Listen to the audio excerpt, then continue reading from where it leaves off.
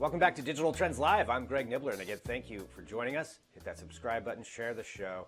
We are here every single weekday, 9 a.m. Pacific, noon Eastern. We get to have some great conversations on this show. I want to remind you, the documentary Stockton on My Mind, which follows the young mayor of Stockton, California, Michael Tubbs, is debuting on HBO on July 28th. And we're now joined by the four-time Emmy Award-winning director of that documentary, Marc Levin. Marc, thank you so much for being here with us. My pleasure, Greg. Good to see you out there in Portland. We're reading a lot about your city.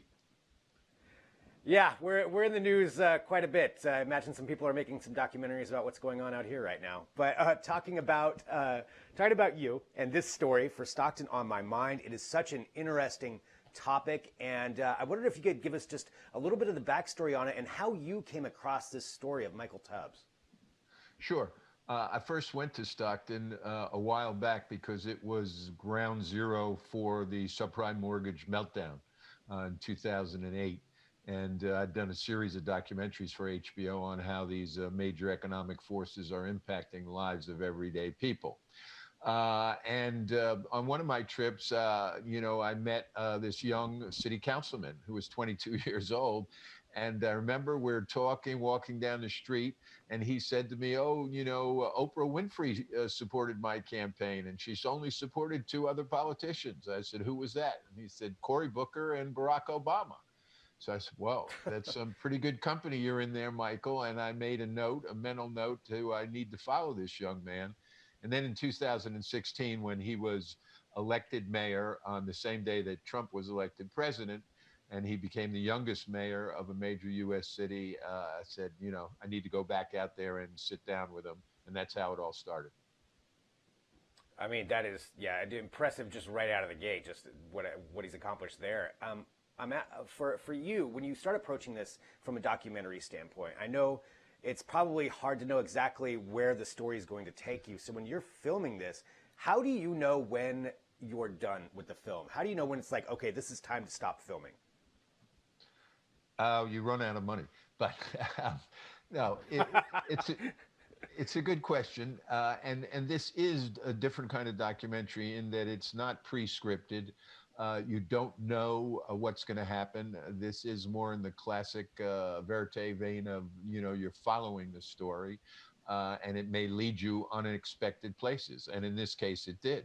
I'll just give you a few examples of the unexpected places it led. We knew he had these innovative programs, the First Basic Income, pilot program, the Stockton Scholars, the Advanced Peace to, try to bring down gun violence and gang violence. But we didn't know we were going to get to his father. Okay, so that was huge. We're the first that got to Michael Tubbs Sr., who's in the California State Prison. And we didn't know we were going to find some young people that were kind of a mirror image of where his mother and father were a generation ago. In other words, his mom was a teenage mom at 16, and she went on and graduated, even carried him across the graduation stage. And lo and behold, we found a young woman, Joy, who was living the same story. In terms of, we found a young man, Isaiah, who also was in high school, but who had some troubles a little earlier in his life that caught up with him and was facing some criminal justice issues that were very much like Michael's father. So, you don't know. And then when Michael's wife and Michael announced that he was going to become a father, I think that was kind of when we said, okay, here, we've kind of come full circle. And we're going to wrap this thing up. Wow. I mean, it's such an interesting topic and story. And I wonder for you, you said you made a mental note there, at one time talking to him, where you're like, okay, I'm going to keep that as a mental note of maybe coming back to this. How do you decide what you're going to make a film about? Because you've made so many great films and series. What is it for you that you're looking for when you want to make one?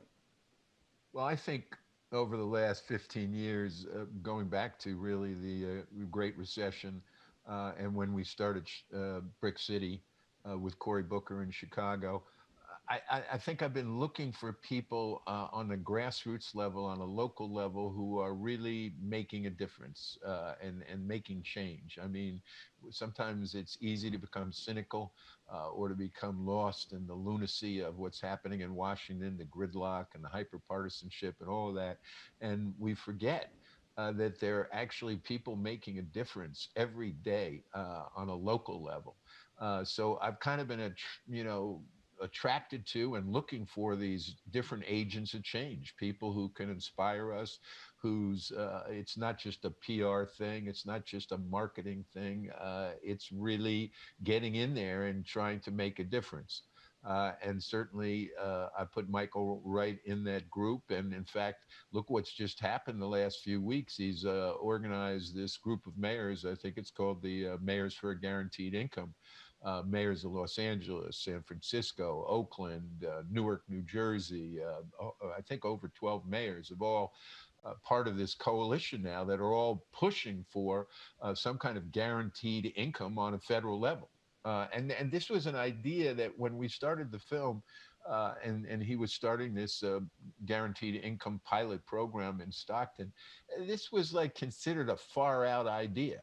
Well, look how in 18 months, how the world has changed. I mean, we have right now the Senate and the House debating in Washington, continuing a cash handout, because of this terrible pandemic and the economic crisis. So I think, it's this is kind of caught my interest, is to try to find those stories where people are actually making a difference. What's one of the biggest trends that you've seen just in your career here in making documentaries, trends that maybe you've seen in the last, 10 years, 5 years? Where do you see documentary filmmaking trending? Well, there's no doubt that the streaming revolution, has kind of brought the docu-series, to the fore. Uh, it's now the dominant cultural. I mean, look at what happened in April. I mean, we had a series, actually, the I Promise series, that was on Quibi, uh, and that was a new streaming platform. But the Michael Jordan, the Last Dance, that was like the major media discussion, a documentary series. Sports, because we've lost live sports. There's no doubt that sports documentaries have become dominant. Um, there's the documentary field now, I feel, is kind of on the cutting edge of the cultural discussions and in terms of trying to get a pulse of where the American experience is at. It used to be, certainly when I grew up, it was the American novel, and then it was the American movie and European movies. Where people looked and discussed and hung out and debated. Now it's documentaries, and part of that is there's such a variety. Of different kinds of documentaries. There's the tribute documentary, like the John Lewis documentary. There, the crime, the unending crime, but all different kinds of ways of looking at criminal justice. Certainly, that's a huge area. That's an area that I've been interested in for years. So I just think the variety of expression, the freedom of experimentation in the documentary form has now actually transcended what we see in features. And it's very exciting. In fact, it's overwhelming. I cannot keep up with all the documentary productions that I want to see and that friends of mine are making. I have like a long list, and it's tough. The Emmys are, I guess, nominations will be announced next week. It's tough to keep up. Yeah, there is so much content out there and so much great stuff. I mean, that's funny that you mentioned the sports documentaries too, and that style. And how big that is. One other question for you too, and I know I got to let you go, but this is no, just you don't have to let me go. I want to. I want to get involved in Portland. I'm looking to come out to Portland. Let me know. Let me know. I can tell you where to go. Okay.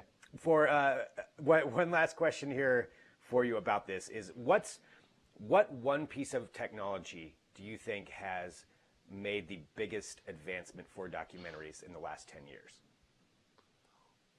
Well, there's two. I mean, the accessibility of cameras now, that are 2K, 4K, 6K that you can just carry around in your hand and run around with. But the editing technology is what's revolutionized everything. The digital editing, and this has been in the works for years, but now it's accessible. Every editor has got an Avid or a Premiere or a Final Cut at home, can work from home. Our company, Blowback, is kept working on all these projects because our editors are able to take drives and home and work and then over Vimeo, and even like what we're doing right now. So the digital post-production process is just revolutionized everything. In fact, it's allowed us to continue without stopping in the midst of this pandemic. Wow. Marc, thank you so much for being here with us and joining Let us me on just this say one and talking last about this. thing. I just want to add one Yeah. last thing because I think this speaks to what's happening in your community also.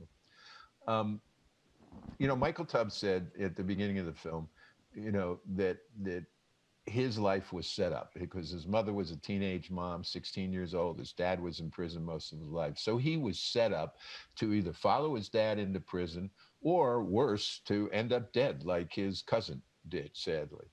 Uh, and he set out to break that cycle, that generational cycle of violence and poverty.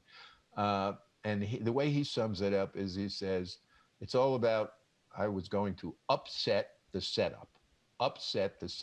And he's now said that is his mission, to make sure that so many others can upset the setup. And I think that what's happening in your community is part of that much larger just explosion in energy that we've seen all over the country in the wake of this pandemic, in the wake of what happened to George Floyd, this uprising, demanding racial equality, economic equality, and not content with this idea that we're just going to go back to the way it used to be. No, we're going to go forward. And I think in Portland, why I just wanted to say this is I think we see what the choice is clearly.